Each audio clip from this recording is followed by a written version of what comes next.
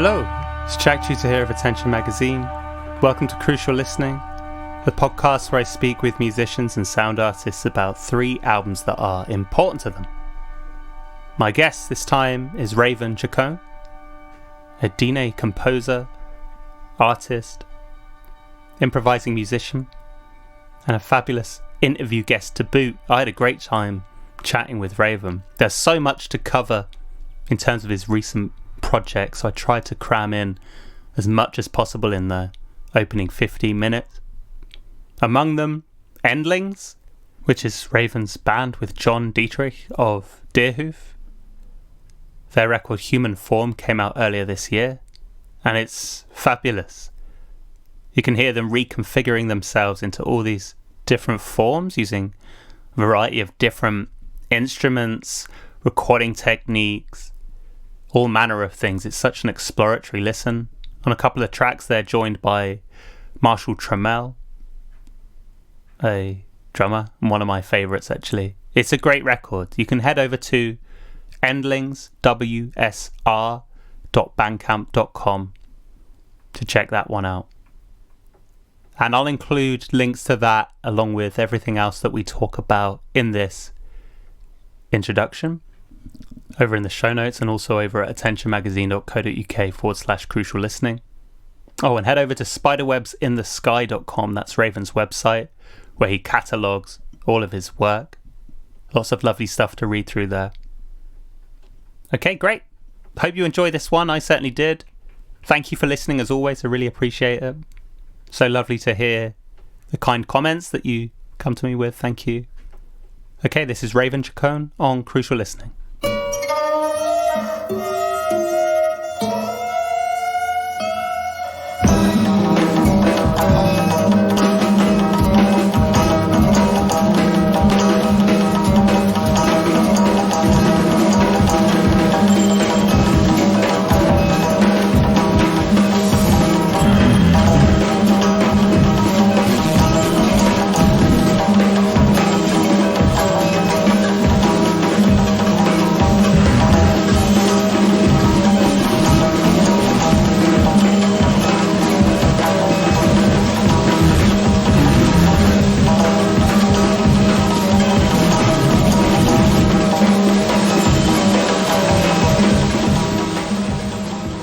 Hello Raven, welcome to Crucial Listening. Hi Jack, thanks for having me. Thanks for coming on. So you're here to talk about 3 important albums. Before we get stuck into those, I want to ask about a few of your recent upcoming projects, one of which being Sweet Land, which is a work by experimental opera company The Industry, for which you wrote the music alongside Du Yun.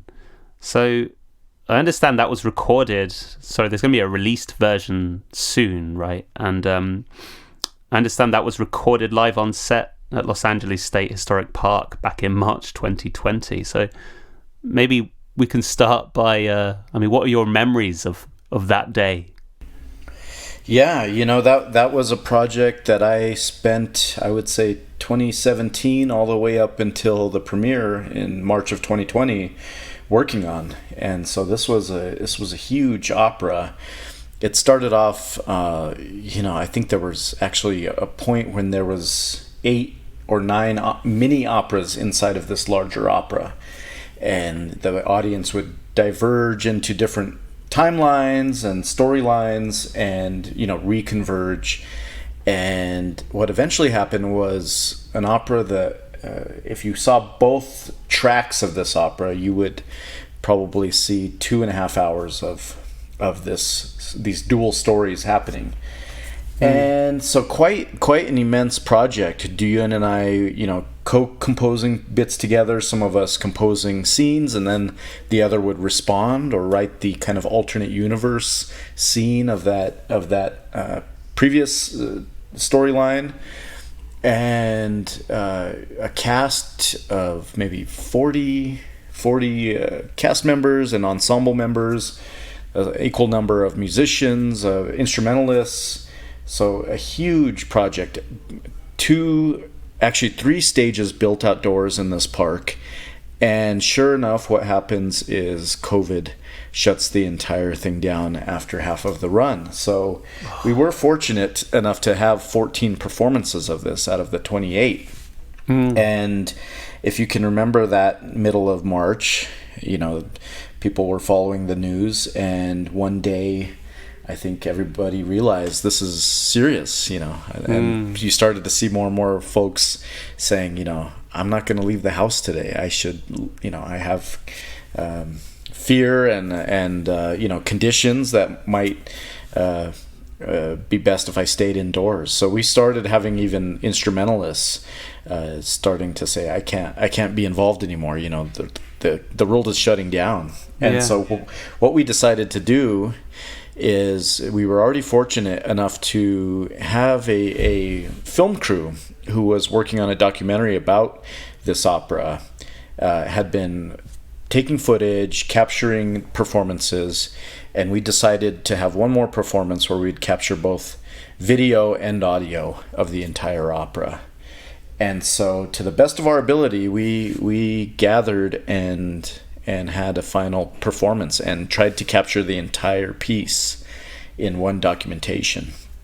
So what that ended up being was a stream that you can now see Sweetland, or at least the Los Angeles version of Sweetland, through the industry's website, and see both tracks of this opera.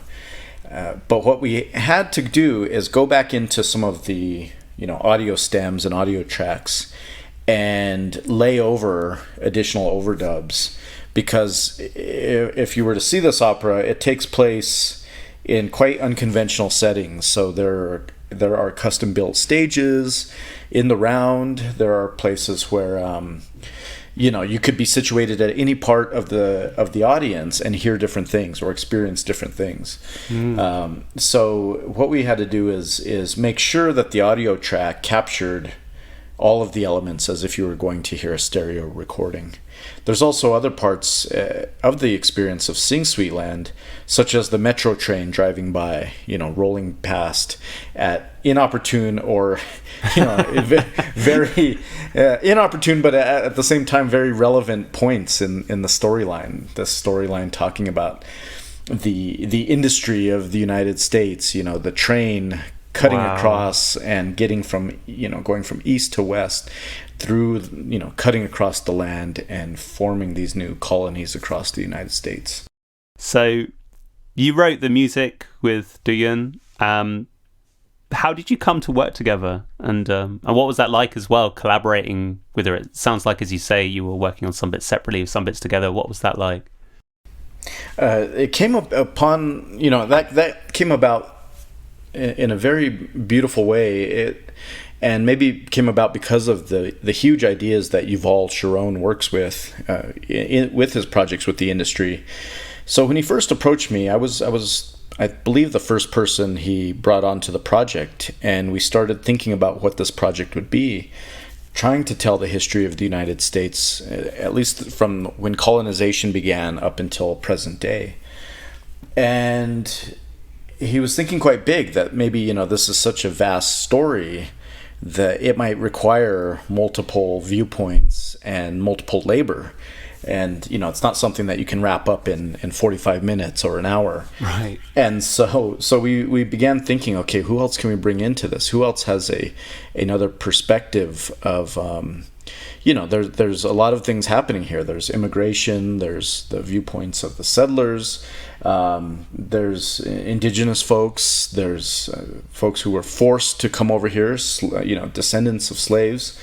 And so we tried to bring all these different viewpoints in, bring in an African-American librettist, bring in other Native folks to be involved in the creative team. And we wanted to think, too, about immigration throughout the hundreds of years. And Yuval had brought up Duyun's work, and I had known a little bit about what she does, and I absolutely wanted to work with her.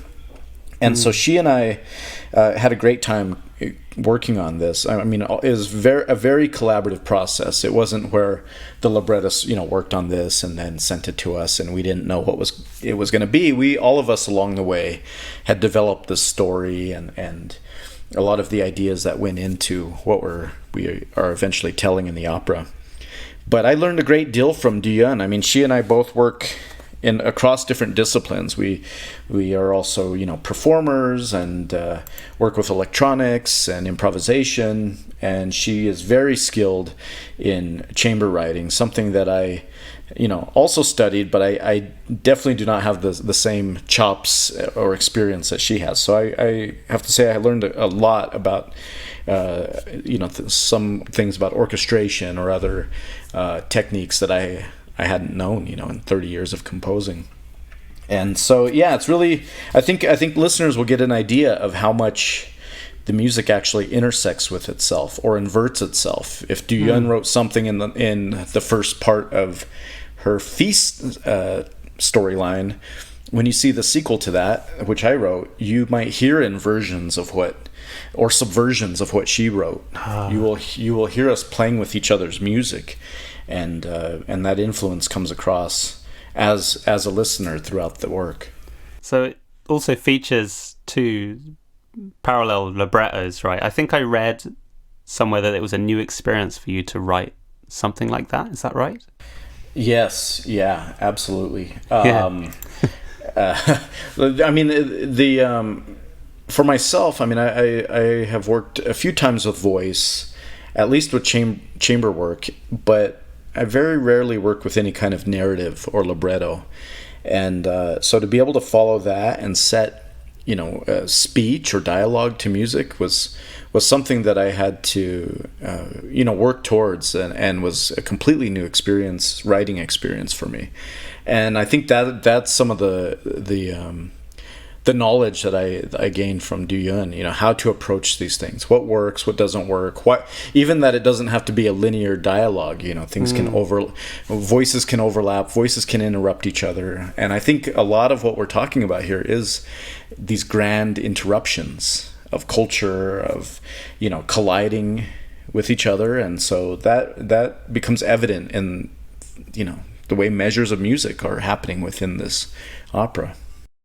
Amazing. Well, I'll include links to Sweetland in the show notes as well. Like I say, I think there's a stream you referred to, and also a record that comes in both standard and deluxe editions. So I'll pop links in to the show notes for those. A couple of other releases that you've had recently, Raven, that I wanted to touch on, one of which is White People Killed Them, which is a collaborative record alongside John Dietrich and Marshall Trammell. Now, I understand this one spilled out of the sessions for your recent record with John as Endlings.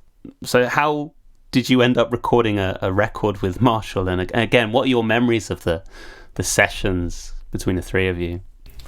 Yeah, well, John and I have been performing and recording and composing work together for almost 10 years now, since he moved to Albuquerque. And so we put together this project called Endlings, where we are basically playing instruments that we don't know how to play. I mean, he's a phenomenal guitarist, as you know from his work in Deerhoof, and that's also my instrument. So I was thinking, we were both thinking, nobody wants to hear 2 guitarists just play, playing together. I mean, they already do that fantastically in Deerhoof. So we started thinking, well, we both kind of accumulate instruments. We like to think we're both. Our skills are editing, we like to play, but we also like to just edit. And so that's really what Endlings comes down to is a lot of improvisation, a lot of playing together, sometimes roping in other folks, but then sitting down at the, on the computer and putting it all together, piecing it together, spending weeks composing, seconds of this thing. Whereas it started as spontaneous music. We pick through all of these hours of music making and turn it into songs. We still refer to them as songs, and it's something that's quite refreshing to me because a lot of the other work is maybe more long form or gets labeled as a composition or a chamber work, and so to get back to something that is referred to as a song is something I constantly get excited about with this project. Now, having said that, Marshall Trammell, a friend of ours and drummer, he was actually in town also to do a more collaborative art project on a outdoor art lot that my wife and I have, and of course, him being a brilliant musician, we wanted him to play on some of this Endlings stuff we were working on for this second album we did called Human Form, and so we said, play to this one, play to that one, and we were done with that. And he said, I think it was he had said, well, the drum kit is already out, let's play, let's keep playing. And so we sat, and the rest of the day just played, maybe a few more kind of 20-minute chunks. So actually getting out of the short snippets and going back into a long form improvisation. And yeah, this is what ended up becoming of that. This White People Killed Them. And it's very much in this kind of free jazz noise genre, I suppose, if one can call it that. And again, I mean, on the other hand, on the other side of this composition approach that John and I have been taking, this equally was refreshing to just sit with Marshall and just play. None of it's edited. We took where we thought was the beginning, and about 20 minutes later, chopped it off and had it there. And Marshall actually sent it to Siege and said, here's some other recordings. And they said, we'd love to put this out. And so he said, do you have a name for this? And Marshall said, well, I'd been traveling a lot, and I'd been going to these different markers. You see these kinds of little obelisks sometimes around the U.S. describing events that have happened, and he said, I've stopped at a few of these across the Southwest, and some of them they say the same thing. Basically, white people killed them. And so he said, I would like to name this album this. And we said, okay. If there's no words on the album, there's no other reference to history like you might see in Sweetland, but at least the title is an opportunity to ask these questions, and that's been a lot of the feedback so far is saying, well, what does this title imply? Right. And we just kind of leave it hanging as that proposition. Yeah, I saw, in fact, I think it was Siege who posted a very short extract of a conversation between the three of you about the origins of that record, which padded it out a bit, but again, still left a lot unanswered, which again, I guess, as you say, is part of the charm of it. Absolutely. I mean, we at the same time too. This was, I believe, pre-COVID when we recorded this, but it was also when you were starting to see a lot of protests happening around the United States. A lot of them relating to the Confederate monuments that were happening in the South. Yeah, and a lot of this came to a head here in the Southwest with conquistador monuments. And so there were some events that happened last summer where, some members of our music community here in New Mexico, there was a member who was, trying to remove this statue and was shot. So, right. all of this going on while we are still continuing to make our artwork. And it's very possible when these things are happening in the world that it ends up in the music you're making. Of course, yeah. Now, one more record I want to touch on before we get to important albums is your recent solo record, an anthology of chance operations, which is your first solo record for many years, as I understand. So I've heard in a separate interview, and I can't remember who it's with right now, but you do this really awesome run through as to the origins of each of the pieces. There's also bits on the Bandcamp page which illuminate the source of these tracks. It's a record that pulls in so many lovely directions, and it feels, I think, so beautifully whole as well. But I'm wondering from your end, I mean, what is the factor that unifies that record? You've got, recordings of installations, you've got recordings taken from classrooms, all manner of different styles of piece. So what unifies this set as far as from your perspective? The main thing that unifies it would have to be maybe how it came together. And what had happened was that I had been making compositions, for the past 10 years. And as you just said, that the previous solo full-length album was maybe back in 2000, maybe 2010, maybe 2011 that came out. And so I had been working towards putting together some kind of follow-up to that, but just didn't have any kind of, I don't actually, to be honest, no time to come up with anything new. And when this label, Uida, based out of Italy, contacted me over lockdown and said, would you be interested in putting out a record? And I said, well, it was the same thing. I mean, I was my mind was definitely not on making a new recording. So I said, let me look back and see what I have.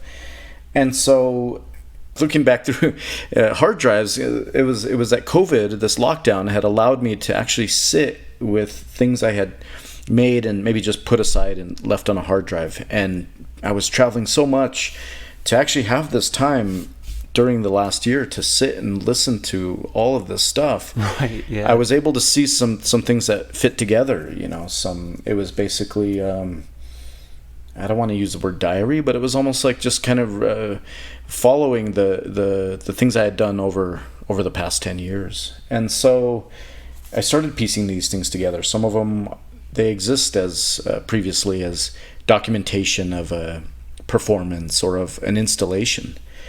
Others were field recordings that I captured, and for instance, there's the one where I capture children in a classroom that I was teaching trying to play the stereotypical 5-hole Native American flute, and they're never going to get it right. And so you hear this dissonance that on the other end is when you realize what it is quite beautiful. And all of it is solo actions or field recordings. The exception to that is a kind of jam I had with composer Mark Sabat years ago at the Banff Center in Canada, and he had these microtonal instruments, a microtonal, I think it was a harmonium or something, and then his viola, and so playing with him on one of these tracks is one of my favorites on the album. And all of it just kind of, I call it chance operations, but chant, kind of a play on words with the word chant, but all of it coming together, I guess, maybe a bit randomly, maybe just for myself being surprised that these recordings that have nothing to do with each other and were definitely not recorded around the same era of each other fit together in this way. I like it. It's like, it feels to me like arriving at someone's writing desk after they've left and then drawing like a constellation from what's there. It's got a nice, you almost have to meet that experience halfway and as a listener try and cultivate a sense of cohesion. That becomes almost a vital aspect of the experience, which I really like. Thank you. So Raven, we can move on to your important records. Before we get into any one of them specifically, I'd like to ask about how you thought about the word important when picking your list. So was there a way you understood the word important in order to come up with this list of 3 records? Well, the impulse for me, when you presented that and knowing about your show was thinking about, are they important to what I ended up doing? And I think maybe one of them I can say is very influential, at least in the trajectory I went. And then you have to ask yourself as an artist, well, are you still influenced by other things? And I think, another one of these, I would say the word important is the label for that situation.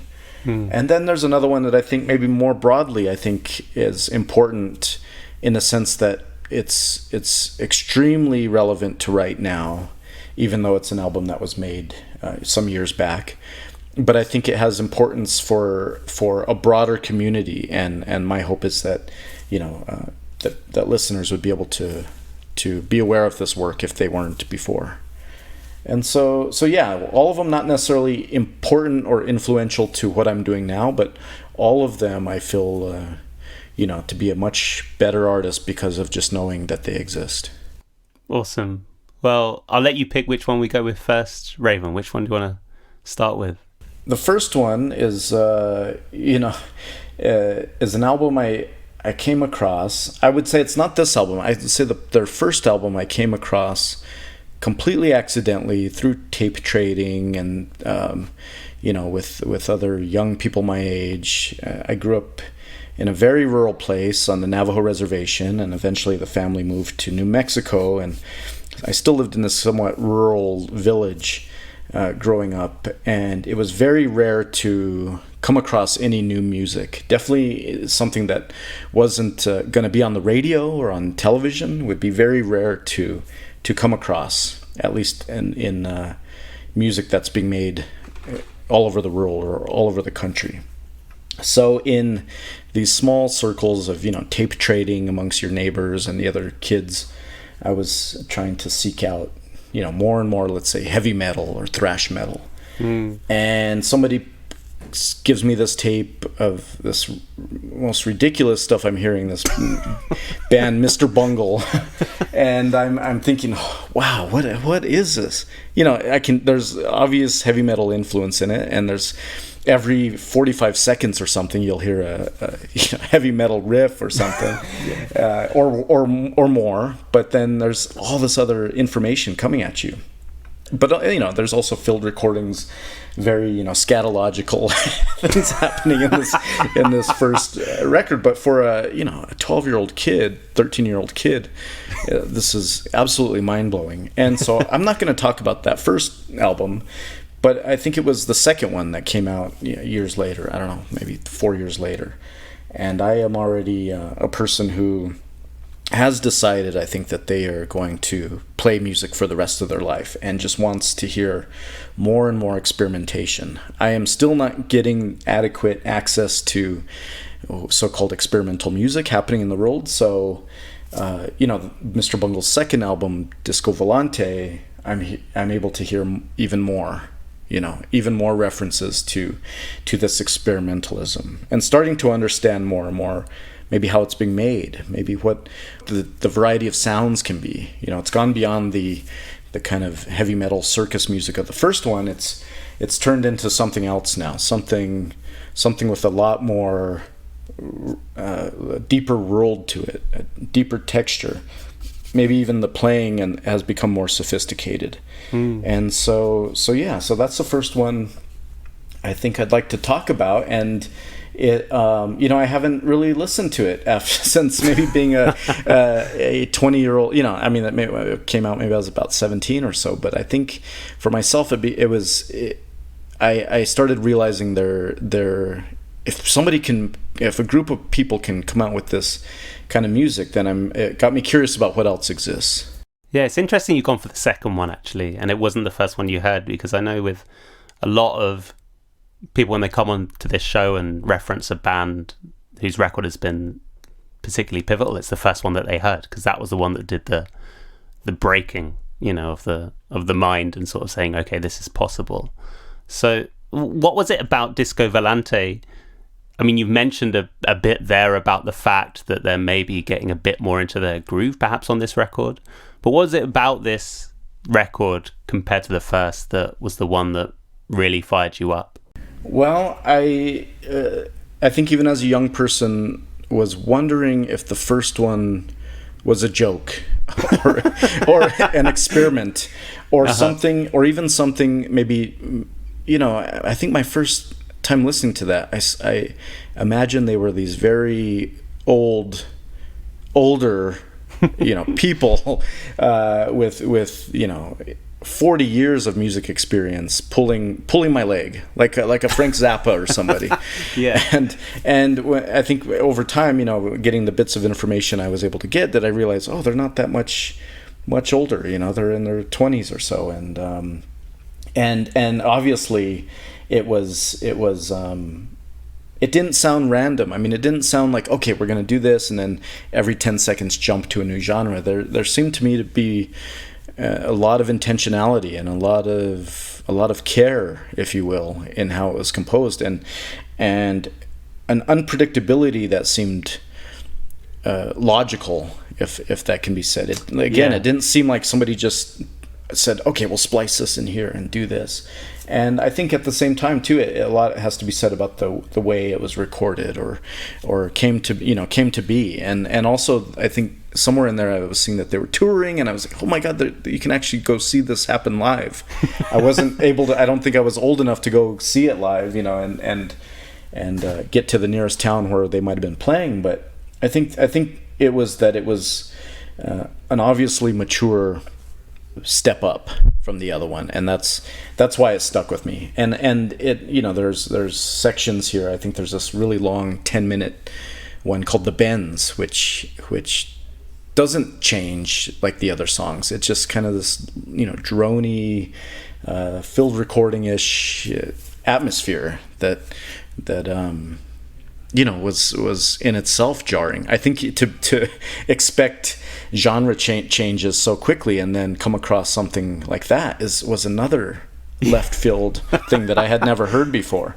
Uh-huh. And so you just have all of this. Noise too. I was interested in noise as a genre, but I think this might have been the first time I had heard, noise, what we call the genre of noise, just kind of screeching, harsh, electronics that are, and it might only happen.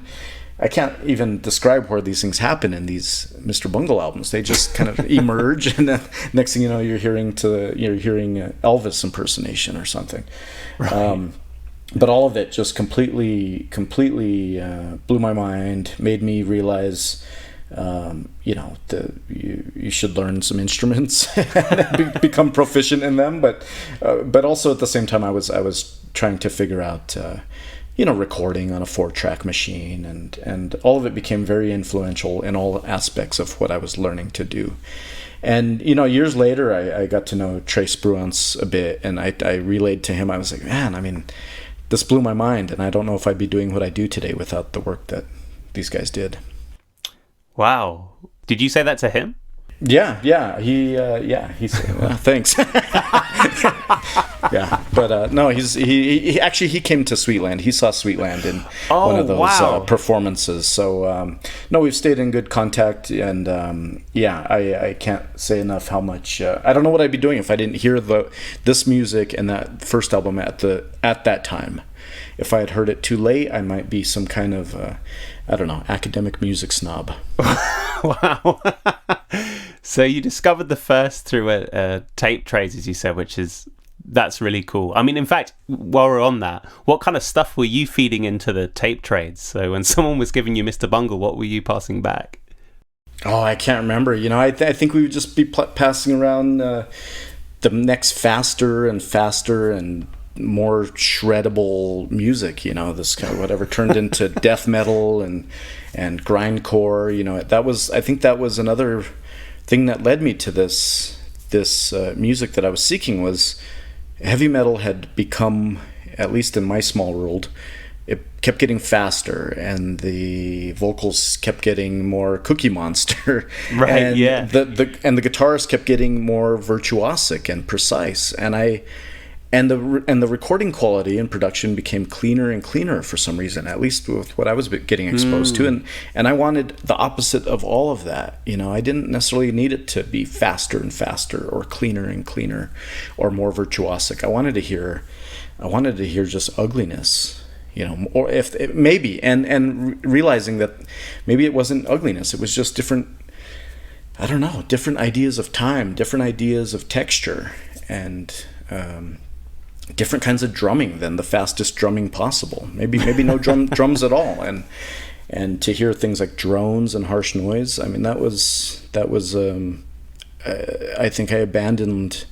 I would say I wasn't as big of a heavy metal fan after becoming aware of all the other ways you can hear distortion. Right. Yeah. Of course. This sounds like a record that potentially, I have to say, so it's interesting you brought up this record, because I think a couple of episodes back, Robert Kagenvan came on and picked a Naked City record. Do you know Naked City? Mm-hmm. Yeah. Yeah. So I felt almost primed, like I'd done my stretches for Disco Volante, simply by hearing that Grand Guignol and you know, I eventually became aware of that music too, and put the connection together. I think John Zorn had produced the first Mr. Bungle album, or at least put his name on it, and so that whole world became open to me, and Naked City was another one, yeah. But of course, those were the, as I said, the older folks that were right, were doing this, and for me to hear, understand that these are. What I've come to learn too through their most recent album they put out last year, Mr. Bungle, that they had the same trajectory as I did. I mean, they were making a metal band, a thrash metal band, and it eventually led them to making music like this. It's a shared experience that that I can relate to. Is it a record that you liked straight away as well, going from like, say, wanting harsher and harsher stuff, and I guess also as well the real switch that happens with this record is it starts effectively with almost like a sludge metal thing, and within minutes then you're in this sort of lounge jazzy organ driven thing. So I mean, was it one that appealed to you straight away? Completely, yeah. I mean, as I was saying, I was becoming fatigued with or frustrated with this virtuosity in heavy metal, this speed, and that first song for me was that response, was that solution, was that ugliness, It just sounded like some kind of melting monsters singing, growling into this thing, and detuned instruments. I mean, that's what you should be doing, is detuning instruments, not not having this Floyd Rose, precise shreddable guitar. Your guitars should sound as bad as possible. So when I first heard that I think it's called "Everyone I Went to High School With Is Dead." I love that. And then the second one sounds like the first album, so I was okay. We're back on track. I didn't get ripped off here. And more, it goes through these different references, music concrete and techno, as something that was starting to emerge. So you're hearing things be also referenced in some kind of real time. I'm becoming aware of these other techno music and things, and then you hear it by way of these folks. And so I mean, it was something I can say I listened to for a year probably. Tried to analyze it. I even think when I started music school, went into college, university, and was studying, I think I tried to make transcriptions of these things, and oh, wow. I'll have to go back and find them and see if they make any sense now, knowing what I know. But there's some really interesting moments on this album, right? So one bit that really stood out to me, and I read a bit about it as well, is I heard that one of the band members went back and recorded over a section of the song that they'd been excluded from, right? So you get this really nice, charming insight into sort of the humor between them, the nature of self-production as well, while they're just all welded to the studio putting this stuff together. I've heard that story, and I believe that. I mean, I'd never owned the vinyl version of this, but that if you put the needle in one of the other grooves, then that's the only way you will hear that secret song. No way! I think. Wow! Yeah, that's so cool. So you listened to it solidly for a year, you said it, and transcribing it. I mean, so it sounds like it slipped out of your life at a certain point. So has it ever come back in as a listening experience?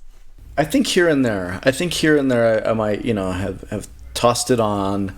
Definitely when the internet became more common, and you could conjure up any song on YouTube or whatever, or now Spotify or whatever. I don't want to plug these services, but when you can have more access now because of the internet. I definitely, it's here and there I'll be like, I guess like revisiting a friend. And it conjures all these memories of whatever I was doing as a young, as a teenager, and but also exploring music, locking myself in the room and just trying to, play back some of this stuff on the piano or the guitar.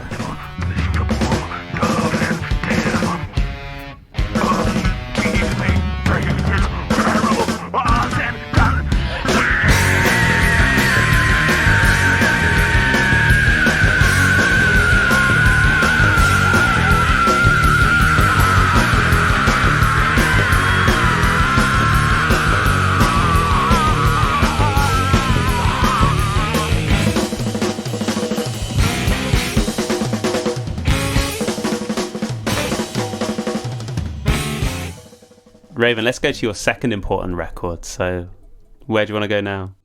Well, the second one I think I'd like to talk about is this composer Jose Maceda. And his work I didn't know enough about. I wish I had been exposed to this also as a young person, or even as a undergrad, music major. Having, in the school I went to, we were taught Schoenberg and all of this music that was happening in the 20th century, and the usual suspects, Cage and Ives and all these folks. And I wish I had learned more about composers who were doing things on the other side of the planet. Right. And I think later on, somewhere in grad school, I first had come upon a Jose Maceda score. And so I wanted to talk about one of his pieces, and I wasn't sure which one. Right before lockdown, I was invited to do a concert in the Philippines, in Manila. And there was an exhibition happening, and I was really fortunate to be able to go out there. And, I was just brought out to do one gig, but I allowed myself a few extra days because I wanted to go to the Jose Maceda archives at the university in Quezon City. And so I was able to do that and see a whole lot of scores I was unaware of. And they also have all of these instruments that he's worked with, traditional Philippine instruments, and just a phenomenal resource for the world, really. And I believe a lot of this archive is online, not only of his work, but of field recordings, transcriptions he's made of traditional music in the Philippines.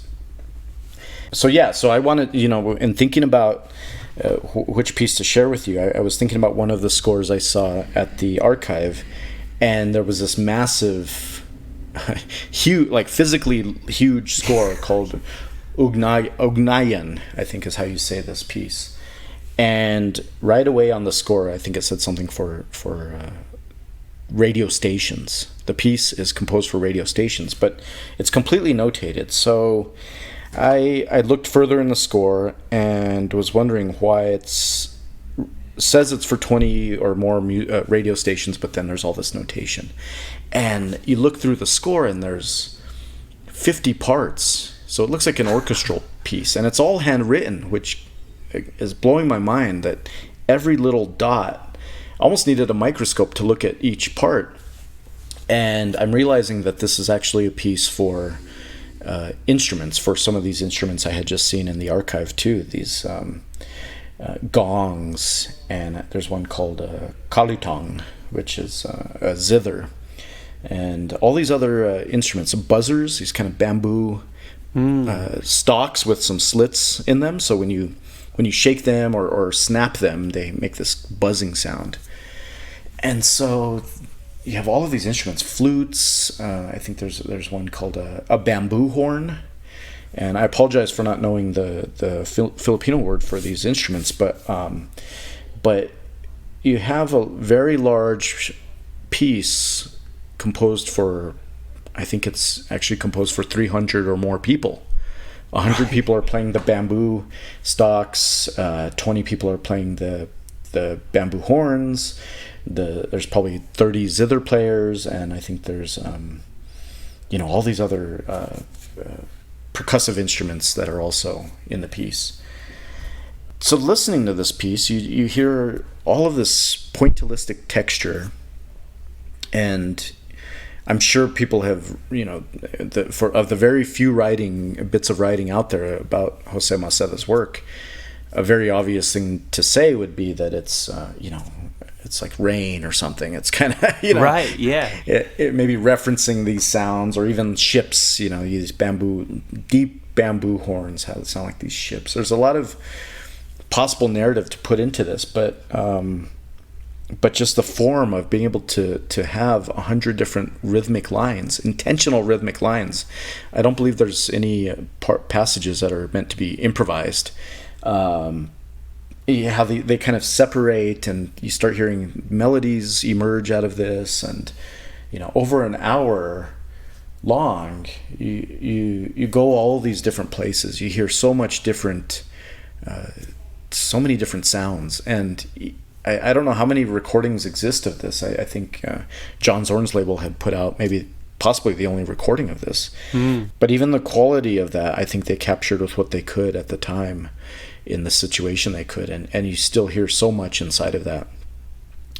And so I guess in looking through the score and trying to find out more about it, did I come to realize that what the piece really was to capture those individual sectionals, the buzzers, the flutes, the gongs, the zithers, and record those and distribute those to every radio station in Manila to be played at the same time.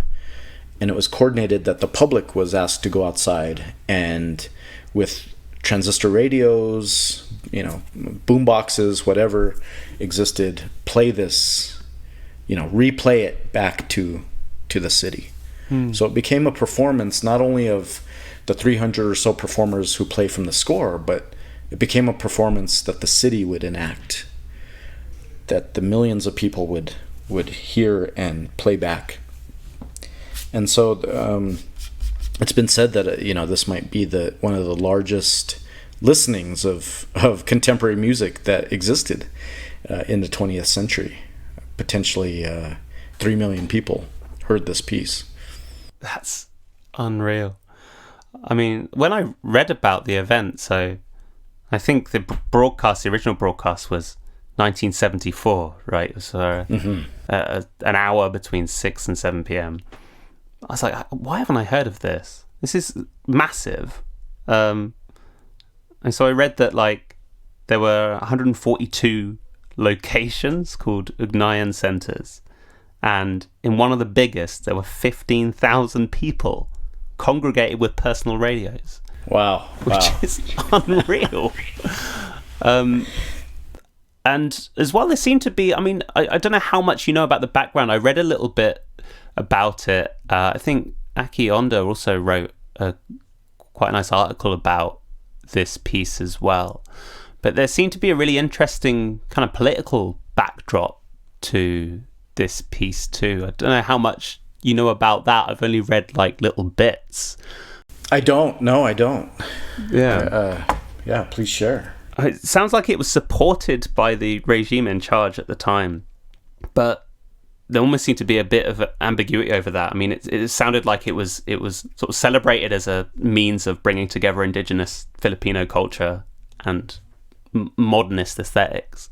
But then also, I think there was a martial law in place in 1972 with regards to people congregating in public spaces. So it's a really wild contradiction of, it's this thing that's being held up by the state, but also contravenes it in its very performance. Yeah, this is amazing. I love the way also as well that you came into it through the score first, right? Without hearing it and just having to piece it together based on the materials there. That's right. Yeah. Just so coming upon the score, and I'm equally frustrated that this is not more known, to those of us around the world who are interested in new music. Very few know of Jose Maceda's work, and yeah, I think for me the importance of it is as you were speaking about, and I do remember Aki Onda's writing on this was that it merges these. Indigenous instruments, bringing those to be heard, but in the context of contemporary music. So escaping time in that way. I mean, a lot of times a composer who's working with their own indigenous instruments or indigenous music is automatically going to be put in an unfortunate position of having to also be an ethnomusicologist, right? Instead of a composer. And so I think Jose Maceda, to me, is the more I learn about the work and the tactics behind this, to explode that onto the city, to share that with everybody, is such a radical gesture that cannot be locked away in a conservatory or in an ethnomusicology department or in a museum. It had to be put out onto the streets. Yeah. That's what I think so wonderful is that you can have, I guess, work presented in a gallery which addresses or purports to celebrate, indigeneity, but that act of enclosure in itself is I suppose can be seen as, a form of reining that in or keeping it within particular boundaries. I just love the way this has been spilled across the entire of Manila, just completely unignorable. I mean, I know as well you work with works that are very three-dimensional and bring in, say, like entire neighborhoods, entire cities. Like you've got American Legend Number 2, which is referenced to as a site-specific score for the city of Tulsa, Oklahoma and surrounding areas. I wanted to ask, while we're talking about this record, I mean, what is it that appeals to you about working with such large spaces and drawing in such, embedding works, I guess, within existing environments like that? Yeah, I guess I started thinking about a few things. I mean, the first one, and this probably goes back to my earliest works, was, when you're starting to learn about sound and acoustics and these kinds of things, and then this discussion keeps coming up of, the room should be treated, or how does the room sound? We keep thinking about the context of this in a concert hall, and somewhere in there, why do we even need the room? Why do we need the walls? Just do the gig outside, or and you won't have to place the microphone and worry about reflection or whatever. Right. So I started doing works outside. I started making feedback with the electric guitar outside, and just just seeing what happens. And a lot of the works on my newest album, a lot of them are recorded outside, or it's a field recording of some situation outside. Obviously, building a fire or something, you're going to have to do that outside, or right, or shoot a firearm. But so that was one thing, was just thinking, well, it doesn't have to be inside. And then another part of it was thinking, well, one can make a music piece about history, or about place, or about a historical event. But what better place to do that than the place itself? It makes maybe no sense for me to make a work about Tulsa, Oklahoma, and premiere it in New York City. Right. Why not just do it in Tulsa, Oklahoma, at that spot that you're talking about? And I think the third part of it to me was accessibility. Why show the piece in New York City and charge $40 a ticket to go see this thing? Just put it out there in the spot that we're talking about, and anybody could show up at the right or wrong time and hear it. And so those are my motivations for doing that. And in that sense, then there was an opportunity to display the score in other ways. The score could become an object. The score could become a billboard. The score could become a flag on the flagpole of the courthouse that you're talking about, or the parking lot where a massacre happened years ago.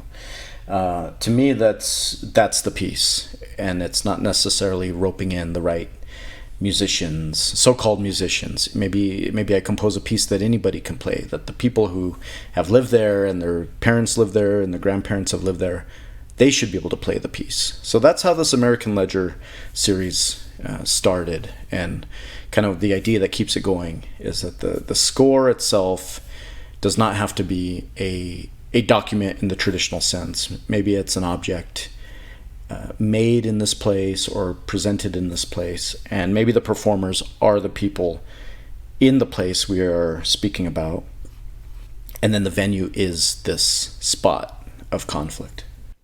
That's so cool. I mean, because I guess as soon as you blow open the venue, the question that you raised with regards to accessibility, suddenly it feels futile to try and then insert barriers to accessibility in the form of, or participation rather as well. If you say, right, well, let's do the piece in Tulsa, but then still bring in musicians from New York to do it, there's still, there's still a sort of incongruence in terms of like, it's still not fully embedded within that environment, right?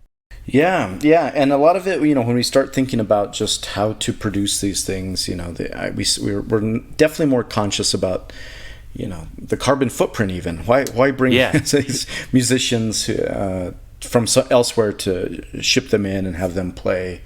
And also we are always in a situation where we're trying to bring more people to be aware of experimental music. We're trying to not we're not trying to make an exclusive community of people who are too educated to appreciate these sounds. Mm-hmm. Anybody can listen to this. We hope anybody can listen to this or watch it. Children should be able to see this performance and ask questions. We're all asking questions, so that's the hope.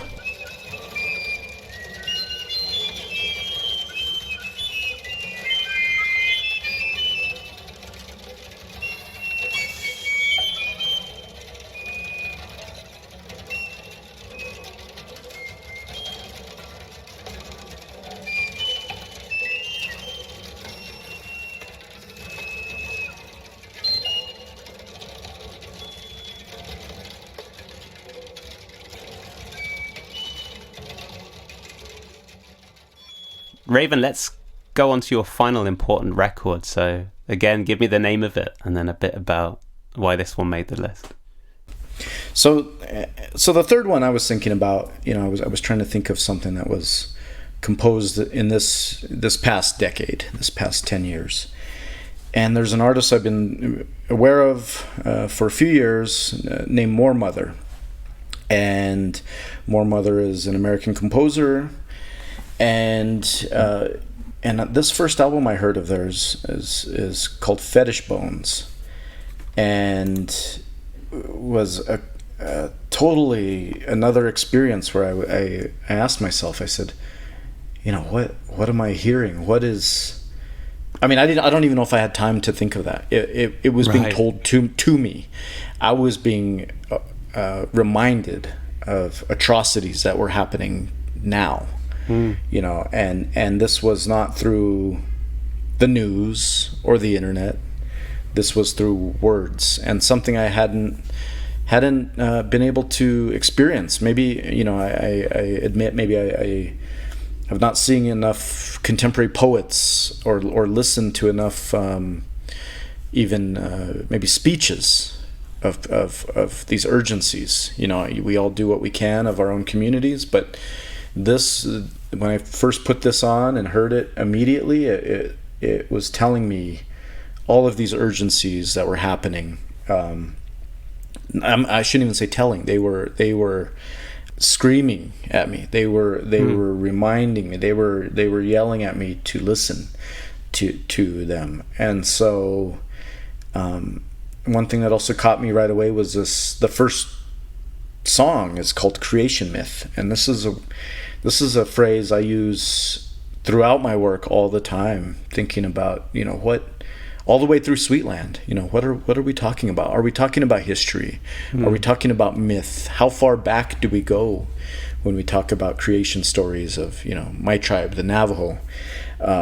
Is it myth? Did somebody start calling it a myth all of a sudden and made us believe it was a myth? Or is it history? What is it? And is it even history we're talking about right now? We're talking about something that happened today. And so I thought that spoke to me, the title of that. And in that song, More Mother is talking about the events such as the man who was tortured in Texas, Jasper, Texas. And so I'm realizing that this is urgent. And I had not heard any artists delivering it in this way. And also, and with sonorities, I mean, you're hearing, it delivered vocally as what might be referred to as rap, right? Or you're hearing noise. You're hearing the sonorities of harsh noise, of industrial music, of drum machines, but none of it all put together in quite this way. We can talk more about as well the way this record is produced. There is so much going on, and I suppose as well, without having read tons about it, again, it feeds back into the expression at the root of this record, the rage and the trauma. But there's so much sonically, like it's incredibly dense, and this is true as well of subsequent works. But there's bits of jazz in there. There's what sounds like maybe gospel in there, just tucked in there. There's whispered voices. There's this real act of compression going on. what was it about the record in terms of its like production as well as Kamei's vocals that appealed to you? Well, I think it was that juxtaposition. I mean, quite different in obviously from, like, let's say Disco Volante, right? Nonetheless, still these jarring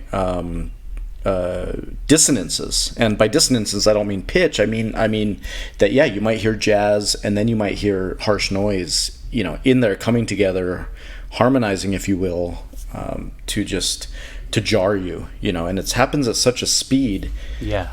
I can't explain. This is an album that really plays with time. I mean, sometimes I listen to this and it sounds too short. Sometimes I listen to it and it sounds like it's gone on for quite a long time. Yes, yeah. And I love that. I love when an album will do that for me. But also this other layer of time where Kamei is talking about. You know, it's talking about something, but then speaking about it as if they're a ghost, as the narrator is already dead. You know, yeah. So it's like past and future gets referenced in the same line sometimes, and I think it says something about what I was saying earlier about this. We're not talking about old history. We're not talking about what people think happened 200 years ago, or this, you know, the Civil War. You always hear that the Civil War wasn't that long ago. You know, the civil rights era was not that long ago. You know, we were fighting for our rights, you know, 40 years ago. And then you put it that way, and then you say, well, we're still fighting for these things. Mm-hmm. And so the way that the narrative works in these songs is constantly like that, saying, you know, I can't remember any particular lines, but referencing things as if they were coming or had happened, but they're still alive. You know, there's death and still living, being referenced at the same time in this piece. Yeah. Or these pieces, yeah. I think there's a line, again, I can't remember the exact line, but on her newest record as well, which is to do with basically linear clock time being something of a myth or an imposition, essentially, on the multitude of possibilities of understanding time, which gives it a kind of ominous energy, the way that we you know, we're, I guess, forced to exist communally on this linear plane of time, which I suppose allows more readily certain things to be treated as if they're in the past and have already happened, which I thought was really potent. Definitely seems to be resonant throughout Fetish Bones as well. Absolutely, you know, and I've seen references to you know, the Afrofuturism of this work, and it makes me think of the similar things that are happening with, you know, indigenous artists, and thinking about the future and how that is meant to be an optimistic proposition. But what I really love about More Mother's work is it even has you questioning that, saying, you know, this is the future. I think what it's saying is the same thing I would want to say as well, as we are not trying to envision the future. We're trying to deal with this now, you know. And this music is telling you the future is right now. We are dealing with this now. This is something that we can't wait for, even though the sonorities, even though it sounds like something you've never heard before. You should have heard. This should have been heard. Yeah, all the time, all along. And it didn't have that, it didn't punch out into the universe in this way yet, for whatever reason, and it finally had to happen. That's what this music says to me. You mentioned Creation Myth specifically as well, right at the top of the record.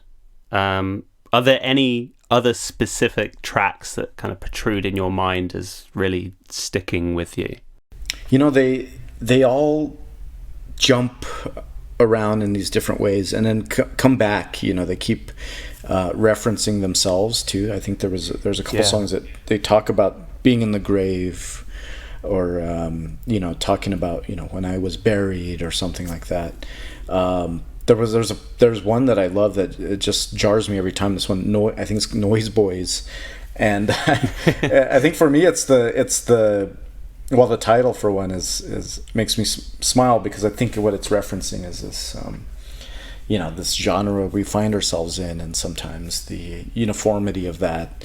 Yes. But I think in that song she says, would you trade places with me? And that's I think of that all the time. I just think of the sonority of that one too. That's the most kind of industrial sounding of all the tracks, and I'm speechless to think about some of these things. And I believe there's a new album coming out soon that I'm gonna definitely be listening out for. But there's a lot of exciting things happening with rap and hip hop. Clipping is another group that I totally love the way that noise is integrated into that. And More Mother's work, Clipping's work really makes me surprised that it didn't happen before. It didn't happen sooner. And obviously artists have played with those sonorities before, but I think these two groups successfully merged those, and it's really powerful voices that are coming out of both of those musics. And it's I really do hesitate to use these terms like horror music or anything like that, because it's what is being said in these is so much more important to reduce it to a genre like that, as if it's a movie or something.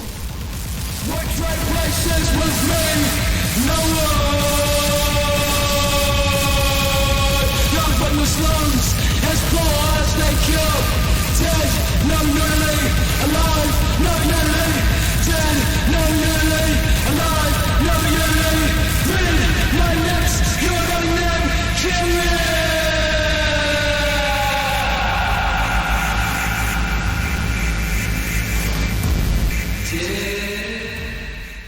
A final question for you, Raven, which I like to ask people is, if you really want to listen to a record, it sounds like, actually, when I've heard you mention in interviews, given the amount of work you're working on that's of your own, it doesn't sound like you get heaps of time to listen to other music too. But if you really want to soak up a record the best you can, is there a particular way that you most enjoy to do that? Like a particular place, environment, anything like that? Yeah, that's a good question. You're right. I cannot listen to anything if I'm working on a piece of music. I can if it's the ending stuff where we're editing. I think in those downtimes I definitely take advantage of trying to listen to things. The only time I get to listen is if I'm driving somewhere.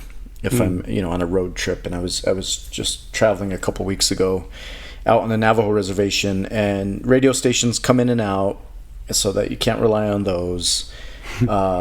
I think I've paid my dues listening to silence enough, and so no more of that. But yeah, I mean, now one can load up a phone or something, with tons of music, and so those are my opportunities to do so. But I feel a lot of guilt that I can't keep up on some of my favorite artists. One project I did earlier this year with CCA Wattis in San Francisco was to start an online radio station, and it was online and pirate station called Radio Coyote. And so this was an opportunity to just load the thing up with tons of music, using these algorithms for good purposes, and just letting it, float through all the different permutations and combinations of delivering music to anybody who was listening. And so for that time, those months of programming that station, we had a lot of people making original content, interviews, radio pieces, and different kinds of documentary kinds of audio pieces as well. And in between all of that work, I would program just, load it up with tons of stuff. And that gave me, I feel it gave me, put me a little bit back on track to catching up with some things and learning about new music. Had guest DJs contribute. That was a lot of nice hours of listening. Hours, days, months, weeks. And now we've actually passed on that station onto a Tulsa, Oklahoma collective, who also I collaborated with on that American Ledger too. They are now the stewards of Radio Coyote, and having members of that community, share their stories, their ideas, their sounds. Awesome. I'll include a link to that as well. I actually checked that out whilst you were doing your thing on Radio Coyote, and it was great. Like, I had a lot of time to listen working from home, so thanks for transmitting those frequencies over here. Thanks for listening. Well, Raven, this has been fabulous. Thank you so much for talking about, your work so much, but also these 3 important records. It's been great speaking with you. Yeah, thank you, Jack. And to everyone listening, we'll see you next time. Goodbye.